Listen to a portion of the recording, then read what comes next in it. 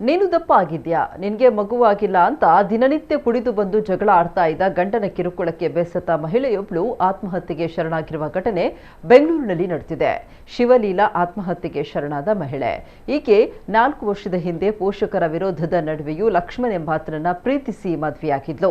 ಆದರೆ ಮದುವೆಯಾದ ಬಳಿಕ ಪತಿ ನಿನಗೆ ಮಕ್ಕಳಾಗಲ್ಲ ಅಂತ ಪ್ರತಿನಿತ್ಯ ಕುಡಿದು ಬಂದು ಕಿರುಕುಳ ನೀಡ್ತಾ ಇದ್ದ.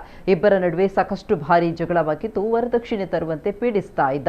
ಇನ್ನು ಈಕೆಯ ಗಂಡ ಲಕ್ಷ್ಮಣ್ ವಿರುದ್ಧ ಶಿವಲೀಲಾ ಪೋಷಕರು ದೂರು ನೀಡಿದ್ದು ಪೊಲೀಸರು ಈ ಬಗ್ಗೆ ಪ್ರಕರಣ ದಾಖಲಿಸಿಕೊಂಡಿದ್ದಾರೆ.